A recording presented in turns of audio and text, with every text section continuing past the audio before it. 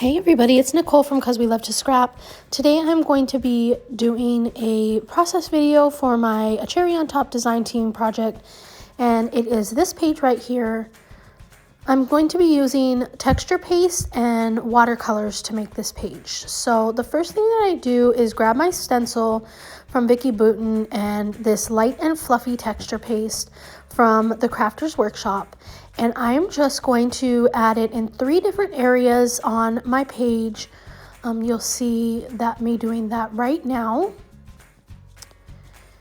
And this is exactly how it sounds, light and fluffy. It is just amazing. The detail is amazing. It doesn't get underneath the stencil and try and contaminate it. And it just turned out so lovely. Even when it was dry, it turned out perfect. You can see that right here. Oh, well, not really, but there we go. It's all dry now and it's still very crisp, clean lines.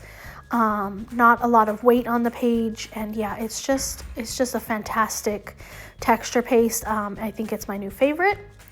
Now these are my Kuretake watercolors. I don't think they're available in the shop anymore, but if you can get your hands on some Kuretake watercolors, they are absolutely amazing.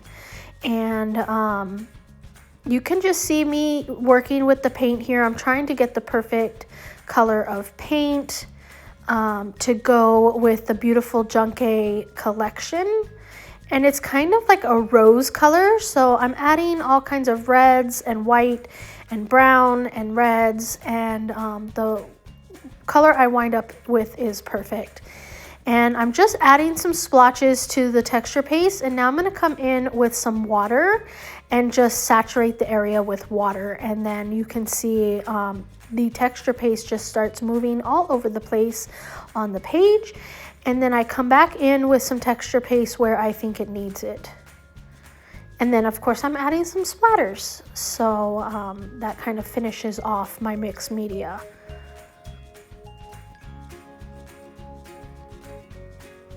But there we go. So now it's all dry, and I'm coming in with these 3 pictures of my niece. She decided to grab my phone and take some selfies, and these are what I found on my phone. So here I'm going to start with the Beautiful Junque collection, and I'm going to grab this paper right here with this mint colored graph paper, and I'm going to distress my photos, distress the paper, and matte my photos. And then I'm going to go ahead and put them down where they are using some dimensional foam tape. You just saw me take off the branding strip of the paper. And now I'm going to use the rub-ons to add some details here and there. So the first one I add is down here to the lower left. I'm going to add some wordy bits. And then later I'm going to come back in with a flower. I wanted to use this heart which also has a phrase on it. I'm going to use it over here to the right side of my page, if I can get it unstuck from the backing, which I do. And I've just been using the little popsicle stick that comes with this these rub-ons, and it works perfectly for me. So here's where I take that little flower and I'm going to add it over there. Now I'm going to add another wordy phrase and a butterfly up to the upper left corner of my page. And I really love how the watercolor has dried on the page, and it really makes those hearts kind of pop out. And I'm just really happy with the mixed media on this page. So there's those rub-ons. I'm going to put those aside, and now I'm going to grab the ephemera for this collection, and I'm going to use a few pieces here and there. I try to use at least 1 piece for every picture, and this is just my critique, is that I prefer ephemera that has lots of icons and florals. And this one had more like labels and tags and frames. Frames are okay, but like I like, you know, butterflies or bees or flowers, and less of tags, I guess, or labels. I do like frames, but there's not a lot of frames in this ephemera either. So that's just my critique. But I still bought it, as you can see, and I'm still using it. So I guess it doesn't matter. Here we go. I'm going to add that over here for some journaling spot, which I forgot to journal. So I have to make a mental note to go back and journal this. And then now I'm bringing in these cut aparts. The only thing that I wind up using is these chevron arrows down at the bottom. I'm going to use 3 of them, and I'm going to actually add them to my bottom photo. And your eyes are not deceiving you. The bottom photo is out of focus, but that's exactly why I had to use it, because it's just these found photos in my phone and they're just so silly. So as you can see here, I'm about to cut out that, and then I'm just going to glue those down. Once those are done, and there we go. Now I'm gluing it down. I'm almost done with this page. This was a simple page, at least for me. Besides the mixed media background, everything else is pretty simple. Oh, I'm bringing in the stickers now from this collection. And here I'm going to use some florals, some leaves. If it's going on the mixed media, it gets glue, just because you never know.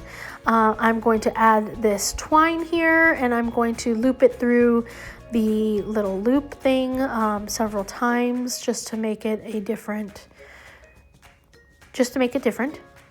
And the one on the bottom I'm going to tuck into the picture, and then this one I'm going to glue down. And I don't know if I'm going to use any more flowers. I mean, stickers. Oh yes, I add some stickers to the photos. That's for sure. I add some hearts up here near this butterfly. So here comes the wordy bits on the photos.